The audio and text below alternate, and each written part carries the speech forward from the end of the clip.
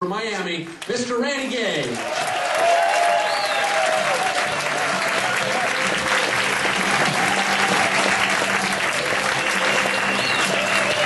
Thanks, guys.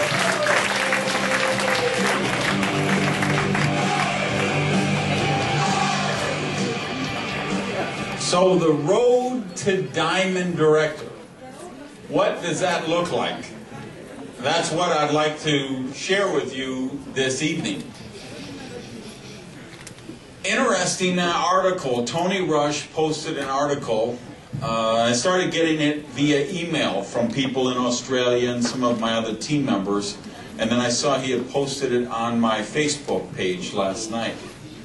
And he talked about what was happening in the business today. And he talked about a phone conversation he was having with a friend of his. And they were discussing what it's like to be growing the business right now and talking to prospects. And the guy said, "Don't you understand? There is no business anymore. There's no prospects anymore because everybody is a guru. Everybody's an expert." And I had to laugh when I read that because that's kind of true. There's a lot of people that are members of 35 different affiliate programs, and they're getting affiliate commissions from people, and they're thinking that qualifies them to be an expert in our profession. But that's not what our profession is about. There's people who are social media mavens, and they have lots of Twitter followers, or they have big Facebook groups, and they like to think that because they have this platform on social media, that this somehow has made them a professional in our business. That has nothing to do with our business. And then there are people who have gotten deals and arrangements and placements in companies, and so they might have a title, but again, they don't really know how to do the business. And then the final group would be the group I would call the people who mind the miners. And they're the people who sell the how-to information on how to build a network marketing organization. And because they sell lots of audios and books on how to build the business, or they conduct seminars on how to build the business, they have positioned themselves, or they've done this personal branding where it appears that they're experts in the business. But they're not experts in the business. And I appreciated Tony's article because he said as much in the article that, hey, these social media mavens are not experts, and these people who just sell how-to information are not experts. And he listed me as one of the people who might be considered a guru to people in the business, but someone who's actually building and has built a business. And so I was glad he made that distinction. I was kind of honored. A lot of you saw that, or maybe you didn't, I don't know. Michael Klaus did a survey of the top trainer in network marketing last month. And he tried to not make it a popularity contest. He had popular voting was part of the equation, and then you got voted upon by your peers. The other trainers in the profession voted on you, and then he took your page rank from Alexa on people who visited your site. He factored in if you really had built the business yourself, if you had written books or materials in the profession. So he had a pretty complex algorithm there to try to determine who is the #1 trainer in network marketing. And I was rated #1, so I was really honored, because yes, it was with votes, but the fact that my peers were ranking me, and because I think I like what Michael did with that, because it's anything like that is always a subjective thing. There's no real way. It's like winning the award for best actor in a motion picture, or the best song at the Grammys. I mean, that's so subjective. How can you say one is better than the other? But I appreciate the recognition from people that I respect in the profession, because as you guys know, I've been in this profession now for 25 years, and I'm really proud of the profession. I'm really proud to be a part of it.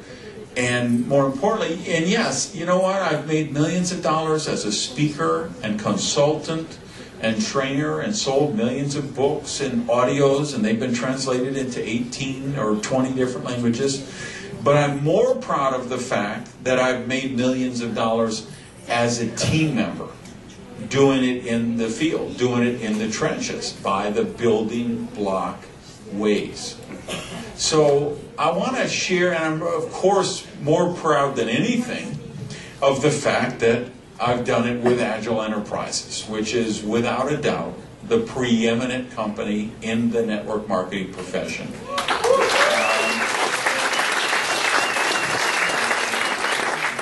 Because, you know, if you're Cristiano Ronaldo, you don't want to play for some small market team in the, you know, farm country, right? You want to play for a powerhouse.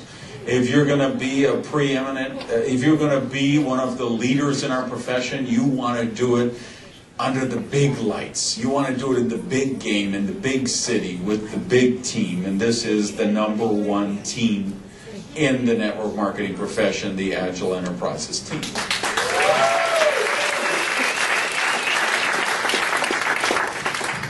So there's a number of factors with that. Certainly it goes with our coaches, the corporate people, the support structure, Scott, Glenn, Craig, the people you see around the room, people you have on the cruise with you, the people who aren't on the cruise with us, who are still back in Utah, shipping the products on time, paying our commissions, doing all the stuff here while we're frolicking in the sun and the beaches, right?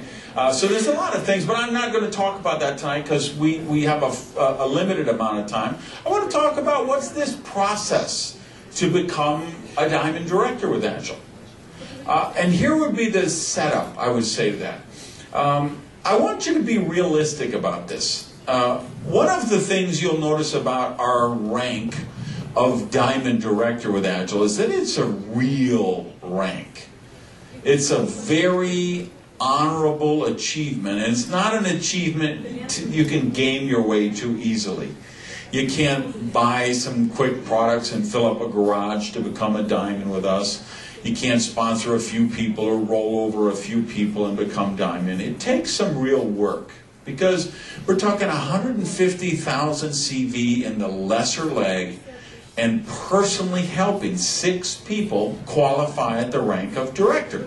So it's a real rank.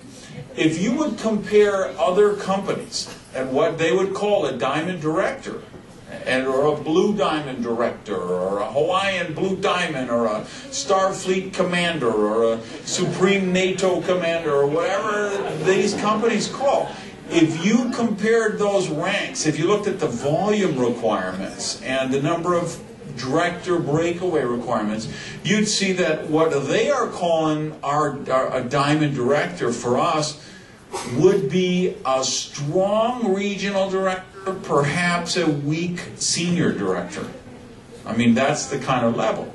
And we actually, I can tell you this, one of the things the advisory board did when we met in Amsterdam a couple of months ago is we made a recommendation to Agile. We would like to see some of the ranks change, some of the criteria and the naming and the qualifications. And so we made some suggestions to the company, which they're considering, and we'll see what those announcements are when we all get to Las Vegas at Agile World. But, you know, we've got some really exciting ideas that we have that we'd like to see us go in the direction of with the company. And of course, we're all eagerly awaiting Las Vegas to see where the company takes us.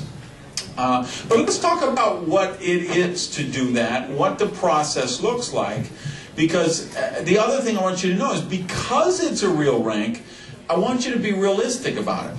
Because it's really easy